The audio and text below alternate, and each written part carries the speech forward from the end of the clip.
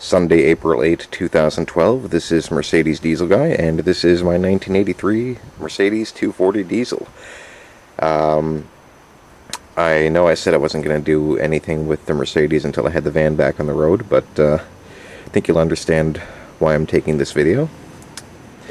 You can see here the dashboard has a big chunk out of it, and what looks like some bite marks there in the glove compartment door, which suggests to me maybe the previous owner's dog had taken some bites out of there. Otherwise, not really in bad shape. These black dashboards tend to fare much better than the blue ones over time. Other than that, I mean, there's a really little minor crack right there by the instrument cluster, but nothing really. And the console has all these screw holes in it right here. I'm guessing probably from mounting a 1980s car phone or something similar. Also, you can see the this is just a floor mat here. The original carpet mat is gone. Side panels are horribly stained. Driver's seat is all torn up and whatnot, and door panels are filthy but otherwise intact. Anyhow, I've been posting pictures of this, well, pictures and video of this car on the internet for a week or two now since I got it. And one of the most common things I hear is that this car is really rough and most people wouldn't have touched it. And they would have sent it to the junkyard. And I really can't understand sending a car to a junkyard based on this stuff here. I mean, this is all bolt-on replaceable stuff, and if you can find the parts, you can pretty much restore this interior in the better part of a day. I mean, obviously things like, refinishing the woodwork here would take a little longer. But it's all bolt-on stuff. I mean, yeah, there's going to be a little bit of body and metal work involved in the car. Not aiming to make it look like factory new anymore, but I can clean it up. But my point is that most people wouldn't have touched it simply based on these items, and I think that's kind of ridiculous, especially hearing that out of self-professed car guys. I mean, yeah, it's great to find an original car in perfect condition that's been maintained beautifully for 30, 40 years, but, I mean, a car like this still has life in it, and I think it's worth fixing up, providing you can get everything for the right price. Which brings me to the meat and potatoes of today's video. Yep. I got the parts. Anyhow, long story short, a couple of days after I bought the car, I ran across an ad on Craigslist. I was looking for it, but wasn't looking too seriously. It was an ad for somebody who was parting out a 1980 300D, and obviously the 240D here is the same exact body style, just a different engine, and a couple of minor trim differences, but nothing major. So I emailed the guy and I asked him about a whole bunch of parts, and yesterday I went out there to check it out. The car itself had long since ceased to exist. He had actually disassembled most of it, put most of it in his in the loft of his garage. I hesitate to call this one a barn, but some people might. And really, all that was left of the body was from the A-pillar forward to about here. The engine was still in it. I assume the transmission was still in it. A whole bunch of parts were taken off the engine. And the body was intact about as far as right here. And obviously he'd also lobbed off the rest of the car at the A-pillars. The doors were gone, and it was really all that was left of the car itself was the front clip with the dashboard and everything sitting there in his garage. So apparently this guy's been trying to sell parts for a long time and hasn't really had any takers, so he decided in order to clear out space he would lower prices a lot, which is about the time I found the ad. Here's a rear bumper. It's in better shape than the one I have on the car. In both cases, the aluminum had cracked, and the owner had drilled through to the bumper shock. In this case, the guy I bought this bumper from had used wood blocks as washers to keep the steel bolts away from the aluminum bumper. So I think that's kind of hideous. So I'm gonna take those out and just put the bolts straight through, and I'll coat it with plastic dip or something, just to keep the bolts away from the bumper. But the big thing here is, and I don't know if I showed you this in a previous video, but this is an earlier bumper, and the channel here where the rubber piece locks onto, this is actually cast into the earlier bumpers. Visually speaking, the early and the later bumpers are identical, but the later bumpers don't have this channel. Instead, they have holes drilled through the underside of the bumper, then a plastic strip grips those holes, and then the plastic strip grips the rubber piece from the outside. And I think those actually don't tend to fare as well with time. So whenever I have a problem with that, I try to replace it with an earlier bumper. Obviously, this one's not perfect. It's got some issues with the chroming, but this should all be covered up by body rubber, and once again, it's better than what I have. And the best part is the price, $20. You can't touch a bumper for that. I couldn't even buy a rubber strip for the bumper I have now for $20. So that's good. Here is the trunk separator panel I was missing. And here are the rest of the interior trunk panel, so I can put that all back together the way it was. Full Palomino carpet set with the I got pretty much everything except for the carpet that goes along the sides here. And what I'm going to do is I'm going to take some of these carpet samples to Home Depot, try to match it up to an indoor-outdoor carpeting that is similar in color, and I think they have something. Let me just grab something from the garage here.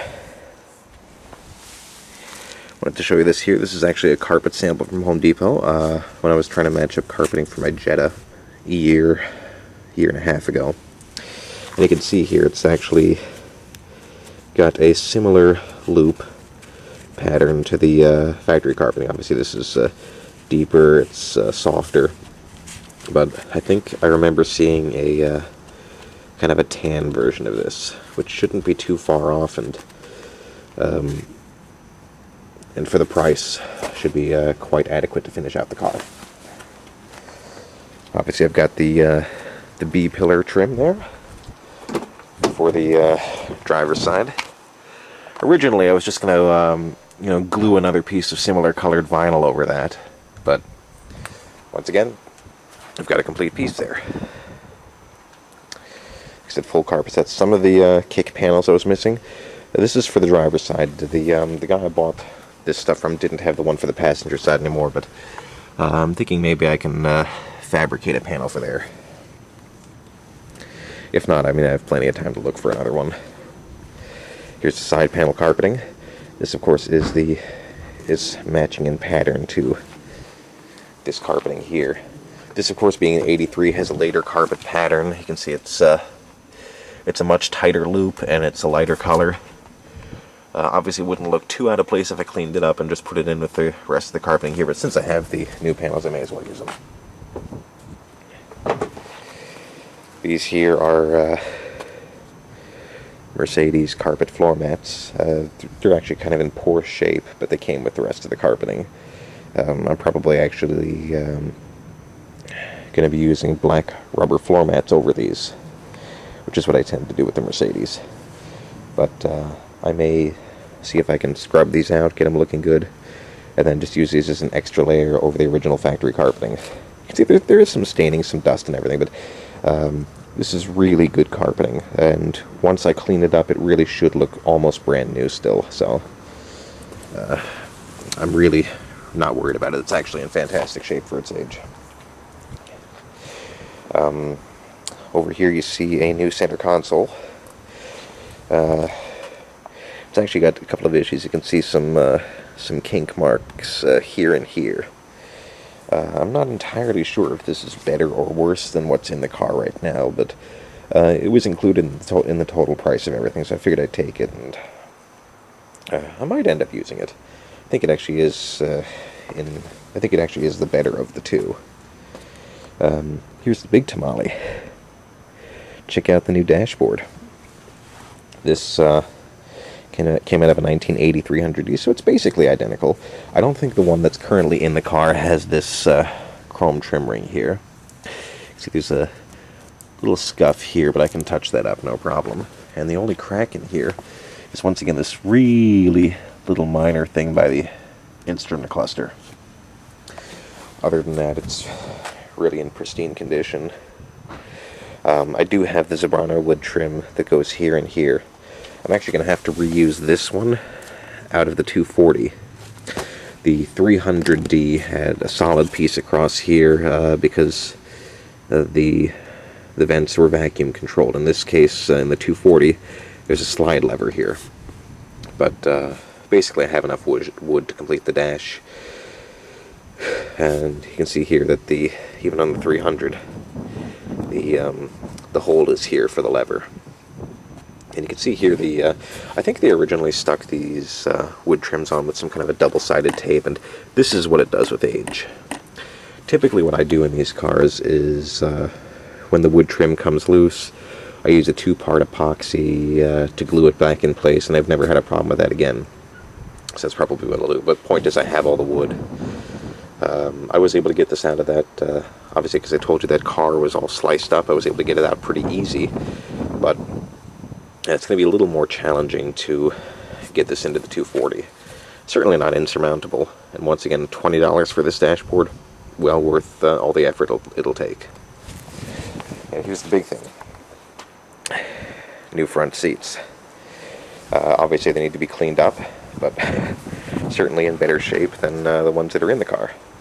Price on these was about 20 bucks a piece, and it's worth noting that these are actually, I didn't realize it until I went to buy them. These are leather front seats, not MB-Tex vinyl. Let me show you how you can tell the difference. The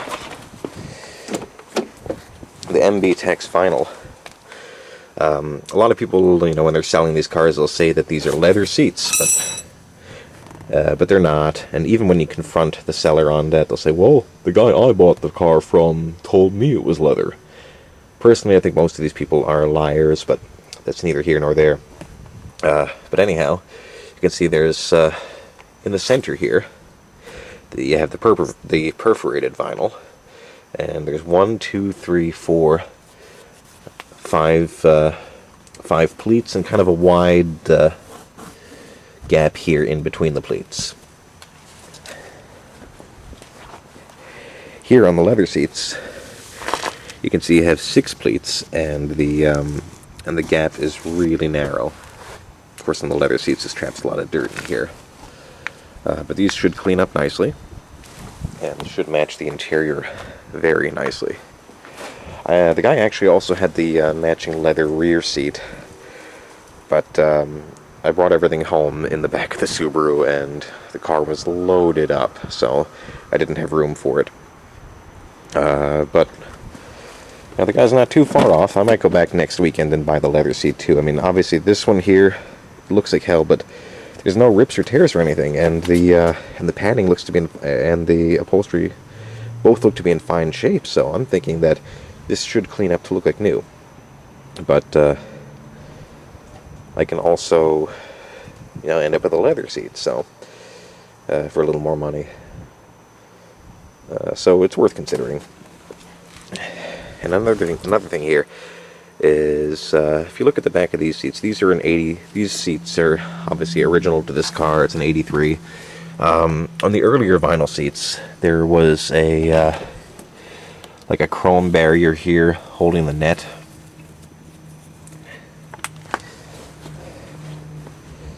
And also, look at the wide spacing there. Whereas on the leather seats here, you see the much wider sides on the rear. And this also has the chrome, but it's a much narrower net. And the nets themselves also look to be in good shape. That's one of the problems with these cars. The nets are often torn up. In the past, what I've done is, assuming the elastic piece here is in good shape, I leave it. If not, I try to replace it with another piece of black elastic, something nice and thick like this. And if the net itself is torn up, what I do is I get a piece of black shoelace, and I stitch it into place, and I've actually done really successful repairs to these with that. So, the long and the short of it is I have most of the cosmetic parts I need now, and the total bill for everything was $200, and you can't beat that.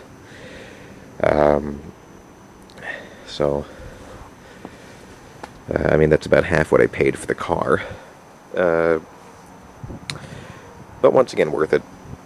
I think in the end, it's still not going to cost me too much to put the car together. And it's not about, putting a car together cheap. It's about putting together a good car inexpensively. You see the difference. Another thing worth mentioning is that I finally went down to the RMV on Friday. For those of you who don't live in Massachusetts, think of it as the DMV, Department of Motor Vehicles. Here it's called the RMV because it's the Registry of Motor Vehicles. I don't know why Massachusetts has to be different like that, but that's the way they are. And anyhow, I transferred the title and I paid taxes on the car. And the worst part about that is Massachusetts will actually tax you on the book value of the car, and not on what you paid. I mean, you have to put down what you paid on the title, so now I wrote down $400. But the tax bill alone on the car came to $250, and then another $75 for the title. So, I mean, when I tell people it's a $400 car, I mean, costs do add up quickly. I mean, $400 for the car, $80 for the tow, another $320 at the RMV, so I'm already in $800 there, and then $200 for these parts, so about $1,000. But I mean, on top of this stuff, I'm probably not going to need much more than some touch-up paints and then the mechanical parts, of which there really aren't too many. I mean, obviously I need a new clutch kit. Need some brake parts, and I need to clean out the fuel system, but there's really not a lot of parts there, and the rest of it's just filters and then tune-up work. So, and I'm not looking to put this together in the near future. I'm going to be working on this car slowly over time once I get the van back on the road. So, it's probably a longer video than I originally intended, but just wanted to show you how this is all going to come together. I almost forgot to mention, of course, the car needs a full exhaust, but as I've mentioned before, the car came with a brand new exhaust, so no extra cost to me on that. So, I think in the end, it's probably going to cost me, roughly what it cost me to put together my 81 240D, which is somewhere between $1,500 and $2,000, which I think really is, if you build it yourself or if you buy it complete, it really is about the price of entry for these cars. I mean, some people will, buy a $400 car like this, do the bare minimum mechanical work to get out on the road and just drive the hell out of it, but I think that's just kind of the wrong way to do it. I think if you're gonna, get an old Mercedes, you should try to take care of it. And that's what I'm gonna do here. So, anyhow, this is Mercedes Diesel Guy. Thanks for watching, and once again, probably won't have any more for you in the immediate future. I've got to concentrate on getting the van running again, so thanks for watching.